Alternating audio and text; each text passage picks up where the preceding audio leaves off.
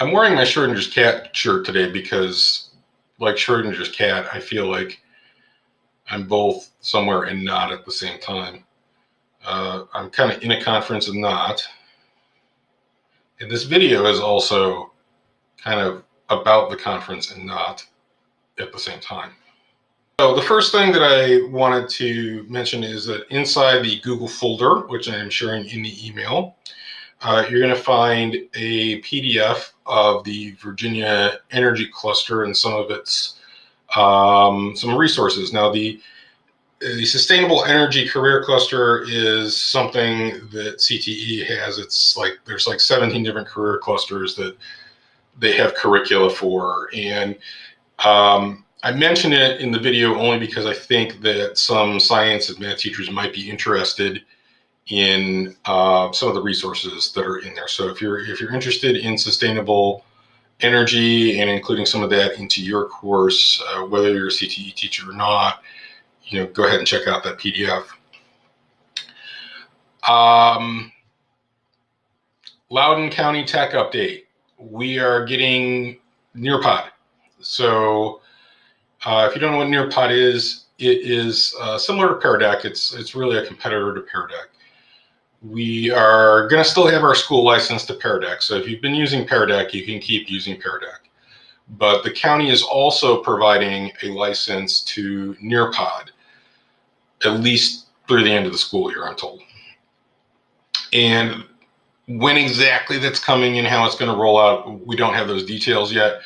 Once I get them, I will share them with you. But as it turns out, one of the sessions that I was in today, there was a demonstration of some of the features of Nearpod. And there's a video file, an MP4, in the Google folder. If you start watching it at the 12-minute mark, you're going to see a teacher that is demonstrating some of the features of Nearpod from the teacher perspective. So if you're like me and you've only ever seen Nearpod from the student's perspective, then you may want to just take a quick look at that video and see how Nearpod looks until we've got more training resources on it. I also put in there a Google Doc. It's a resource guide on using GIFs in Google Docs and Google Slides. That doc has some ideas on how you can use GIFs to kind of make your Google Docs and your Google Slides a little bit more engaging for students, how to point out things, important things that you want them to see.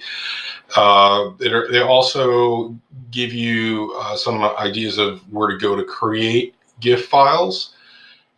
These ideas are not LCPS approved for students, but they're things that you could use as a teacher. WeVideo, which is the program that I'm using right now to make this video, is also something that could be used to create GIFs, and students have access to WeVideo as well. If you've ever done any lesson planning with me, you know that I'm a big proponent of having students create. And this could be something short and easy that students could create to kind of help get them more engaged with what you're doing. So I do encourage you to take a look at that Google Doc that's in there. Which brings me to my final point, which is a second tech update for Loudoun County. Something's up with the Google Meet breakout rooms. We don't have a lot of information at this point.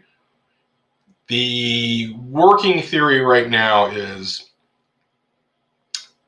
the breakout rooms in Google Meet were actually in beta test, and we were one of the beta testers. So we got to use the breakout rooms for free. We think what happened is Google changed it from beta test to production. And when it goes into production, what that means is now they're charging extra to have the breakout rooms, and it's a charge per person. So what we think has happened is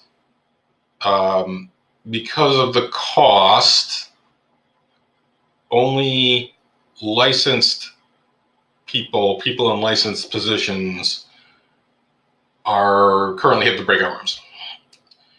The EdTech office is trying to get some more details on this because we don't really know much at this point. However, we are pretty certain that if you are in a licensed position, you should have access to Google Meet breakout rooms. So if you are unable to create breakout rooms as the host of a Google Meet, please put a service request in the support center so that DDI can work on that.